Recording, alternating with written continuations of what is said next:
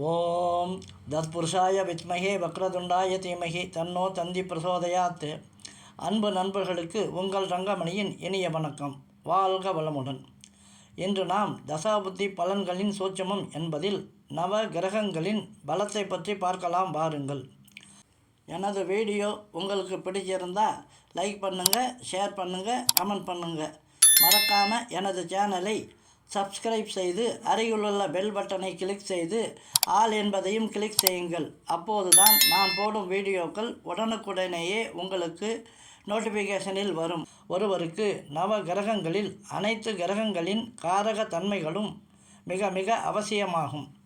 மிகினும் குறையினும் நோய் செய்யும் நூலோர் வழி முதலா எண்ணிய 3 என்ற வள்ளுவரின் வாக்குப்படி ஒருவருக்கு அவரது உடலில் வாதம், பித்தம், கபம் என்னும் வலி, அழல், அயம் என்ற இம்மூன்று உயர் தத்துவத்தில் இம்மூன்றும் சமமாக இருக்க வேண்டும்.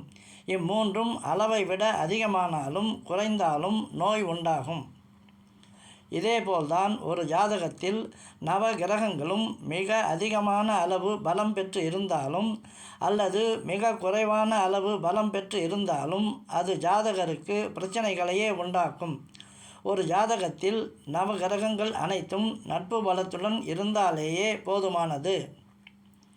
ஒரு ஜாதகருக்கு நவகிரகங்கள் அனைத்தின் குணநலன்களும் மிதமான அளவு இருப்பது மிக மிக அவசியமாகும். முதலில் சூரியனை எடுத்துக்கொள்வோம். சூரியனின் நிர்வாக திறமை ஒரு மனிதருக்கு மிக அவசியமாகும். சூரியன் ஒருவரின் ஜாதகத்தில் நன்றாக இருந்தால்தான் அவர் தனது வீட்டையோ அல்லது தனது நாட்டையோ நல்ல முறையில் நிர்வகிக்க முடியும். இரண்டாவதாக சந்திரன் உடலுக்கும் மனதிற்கும் அதிபதி ஆவார். சந்திரன் ஒருவரின் ஜாதகத்தில் நல்ல நிலையில் இருந்தால்தான் அவரது உடலும் மனமும் நல்ல நிலையில் இருக்கும். மூன்றாவதாக செவ்வாய் வீரம், துணிச்சல், தைரியம், செயல் வேகம், நிலம் போன்றவற்றிற்கு காரகனாகிறார். அதனால்தான் செவ்வாய் ஒருவரின் ஜாதகத்தில் நன்றாக இருந்தால்தான் அவரது வாழ்க்கையில் எந்த ஒரு பிரச்சனை வந்தாலும் அதை தைரியத்துடனும் துணிச்சலுடனும் போராடி அந்த பிரச்சனையை வெற்றி கொள்வார்.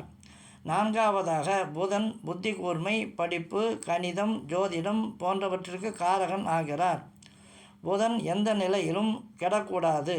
புதன் ஒருவரின் ஜாதகத்தில் நல்ல நிலையில் இருந்தால்தான் அவரது வாழ்க்கையில் எந்த ஒரு பிரச்சனை வந்தாலும் அவர் அவசரப்படாமல் ஆரமர யோசனை செய்து சிந்தித்து செயல்பட்டு வெற்றியும் பெறுவார். மேலும் படிப்பு, கணிதம், ஜோதிடம், தரகு, தூது போன்றவைகளும் அவருக்கு நன்றாக வரும். ஐந்தாவதாக குரு தனம், புத்திரர் போன்றவற்றுக்கு காரகன் ஆகிறார். ஒருவரின் ஜாதகத்தில் குரு நல்ல நிலையில் இருந்தால்தான் அந்த ஜாதகர் நியாயத்துடனும் நேர்மையுடனும் இருப்பார். பிறருக்கு அறிவுரை சொல்லும் அளவிற்கு இருப்பார். அந்த ஜாதகருக்கு நல்ல புத்திரர்களும் நல்ல நிலையில் பணப்புழக்கமும் இருக்கும். ஆறாவதாக சுக்கிரன் வீடு, வண்டி வாகனம், களத்திரம், சொகுசான வாழ்க்கை போன்றவற்றிற்கு காரகன் ஆகிறார்.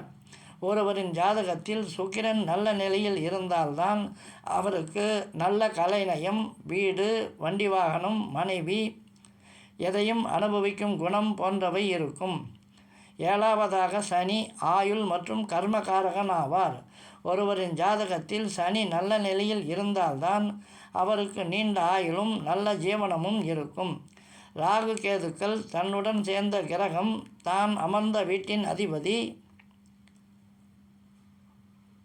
தன்னை பார்த்த கிரகம், தான் ஏறி நிற்கும் சாரநாதன் ஆகியோரின் ஆதிபத்திய கிரக காரக செயல்களைத்தான் செய்வார்கள். இவர்கள் இருவரும் நிழல் கிரகங்களாக இருப்பதால் அவர்களுக்கென்று தனியாக பலம் என்று ஒன்று கிடையாது. இவைகள் தாங்கள் தொடர்பு கொண்டுள்ள ஒளி கிரகங்களான சூரியன் மற்றும் சந்திரன், பஞ்சபூத கிரகங்களான செவ்வாய், குரு, புதன், சுக்கிரன், சனி ஆகிய கிரகங்களின் வலுவுடனேயே செயல்படுவார்கள். நன்றி, வணக்கம். மீண்டும் சந்திக்கலாம்.